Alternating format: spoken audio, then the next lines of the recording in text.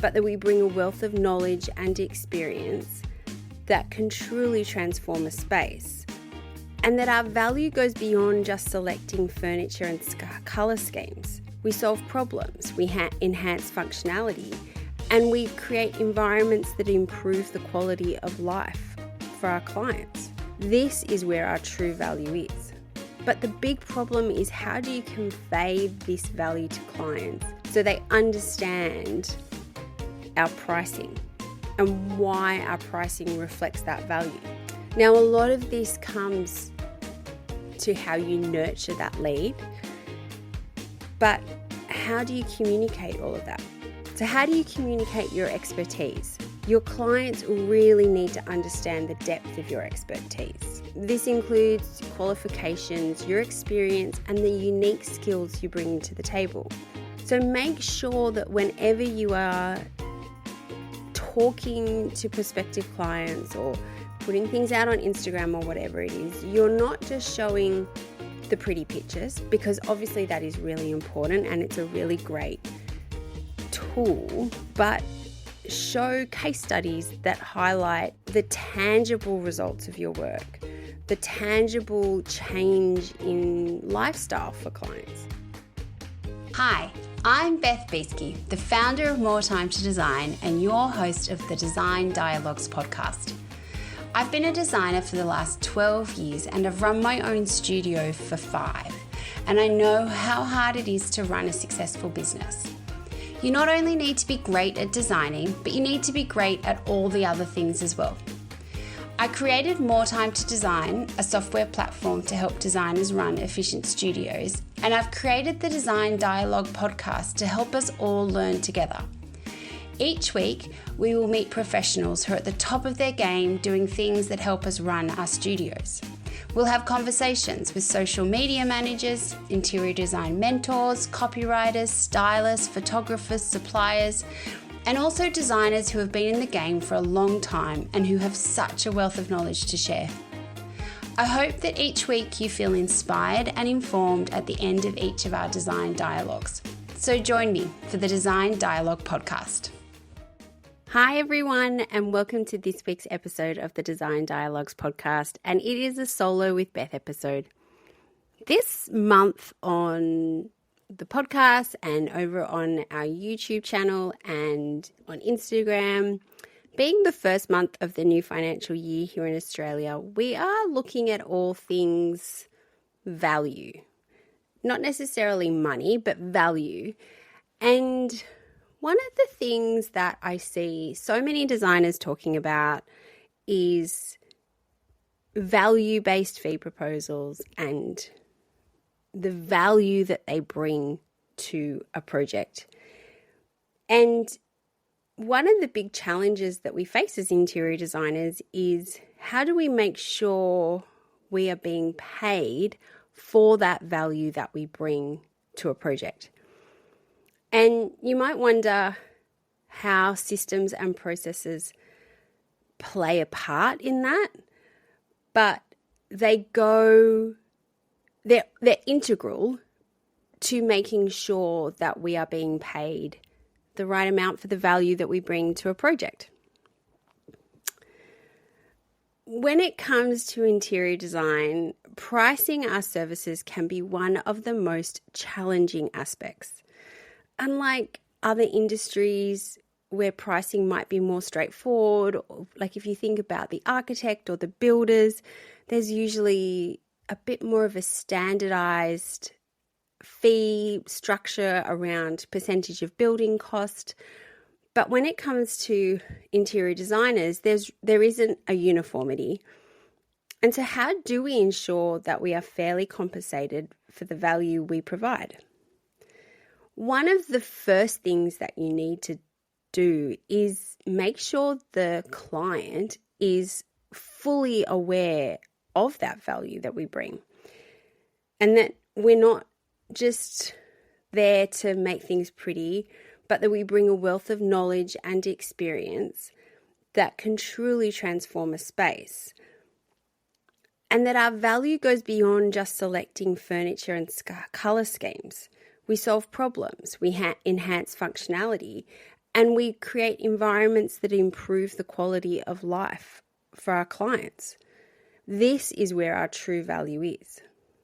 But the big problem is, how do you convey this value to clients so they understand our pricing and why our pricing reflects that value?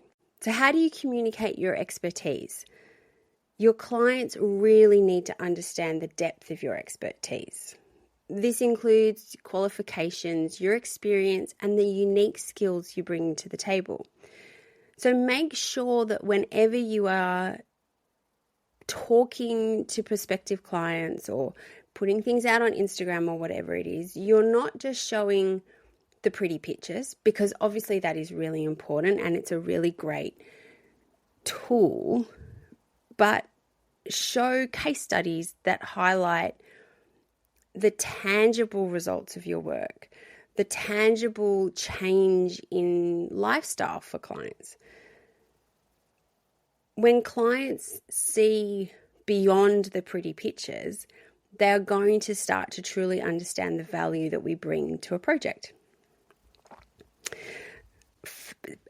One of the key things that systems and processes play a part in is by breaking down your services. So having a really, really clear fee proposal that shows the prospective client what they are getting.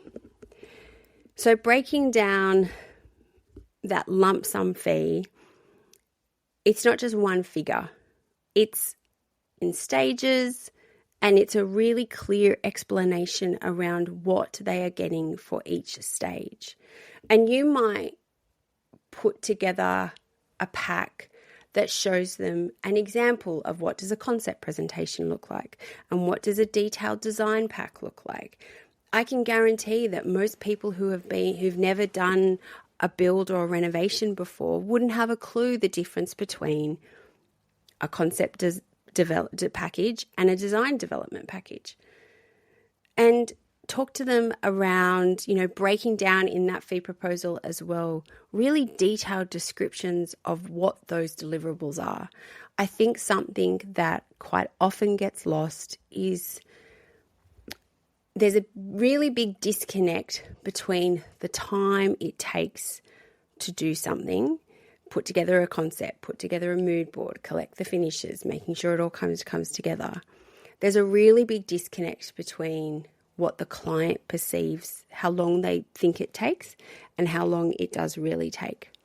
And so I always think that having a really clear fee proposal that has a key list of deliverables just really helps to spell it out for the prospective client. And this is where strong systems and processes comes into play, because you do not want to be making this template up or making this fee proposal up every single time. You want to have a template that is in your group of documents that you are sending out. So you know that every time you send out a fee proposal, you are sending out like a capability document, which is an example of, what your studio is capable of, past projects, who are the key team members, making it so clear for the client as to what they are going to be getting. It just helps them really understand, once again, what that value is that you are bringing to the project. Think about it a little bit in how you feel if you are engaging someone. So you might be taking on a graphic designer or, someone to help you with your business. And you go out and you get a couple of quotes. And one quote comes back and it's kind of like one line item. It's like, this is the amount. And it's like, just one descriptor. And it's kind of like, oh, okay. Like, I think that's what I need. And then you get another quote that comes in and it's a really detailed document. Maybe there's like a Loom video that goes along with it that is stepping the process through with you. And so that second quote might be 10, 15, 20, 30% more than what the initial quote is that was just one line. but you feel so confident that you know exactly what you're going to be getting.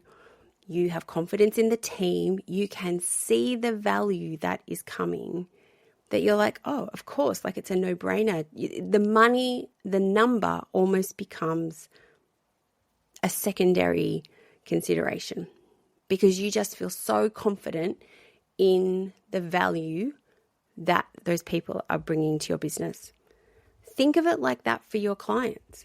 Think about ways that you can enhance their experience when it comes to that fee proposal. Could you put together a Loom video or a screen recording that steps them through all of the processes?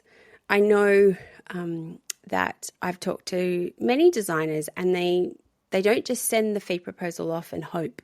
They have a process around the fee proposal. And that process generally always involves some kind of explanation of the fee proposal, whether that's done in person, over a video call, or over like a screen recording. And the beauty of that is that you're able to answer any objections that come up straight away. And that then means that the client's not sitting there wondering and thinking, oh, what about this? What about that? Being able to answer those questions in the moment is really, really helpful. And so having that clear system and process around your fee proposal is a great way of ensuring you are being paid the value you bring to your client. It also helps you contain scope creep because you are going to be laying out in that fee proposal exactly what your services cover. And that gives you a document to come back to all the time.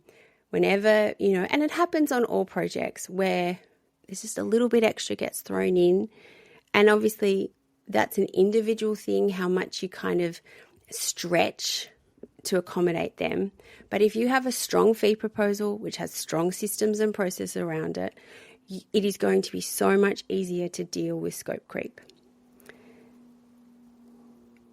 In the fee proposal, when you're explaining it, it also gives you another tool, another way to explain and highlight the benefits that you bring to a project. And obviously, you're going to tailor those benefits to each project. So, for example, if you're working with a husband and wife, working professionals, young kids, time poor, being able to explain to them and highlight that you are going to be able to reduce their mental load and make the whole process so much smoother for them is a great benefit for them. Where if you're working for maybe a retired couple who are downsizing, they have more time on their hands, and they might just be feeling completely overwhelmed by the process, but they've got lots of time to kind of sit with you and work with you. Being able to tailor the benefits that you'll bring to them is much better, is great as well. So having that strong systems and process around how you deliver the fee proposal is going to once again help you highlight the benefits you bring. The other thing that is so crucial and so helpful is when you are delivering a fee proposal in a way that allows you to show your studio and the way you communicate, it allows you to set up really strong boundaries around the communication model that you are going to use. So by showing the client from the very first day that you are going to have strong communication and it's going to be in this model and it's going to be delivered in a way like this, and this is what they can expect from you, you are setting yourself up for success because you are allowing the client to see, okay, this is how they do it. This is how they roll out a project. So I'd love for you to have a think about what are some of the things that you could do around the way you deliver your fee proposals that is going to allow you to charge the true value that you bring to your project. I hope you've enjoyed this episode. I will see you next week for our next Design Dialogue. Thank you for listening to this Design Dialogue. I hope you have found it full of inspiration and helpful information to take into your design studio. If you like the podcast and want to hear more, consider sharing it or writing a review, as it helps us reach more people, and follow us wherever you get your podcasts. If you would like to unlock the power of effortless studio management and elevate your design business to new heights, please follow the links in our show notes to see how more time to design can help you build a better business. Have a great week, and I will see you for our next Design Dialogue.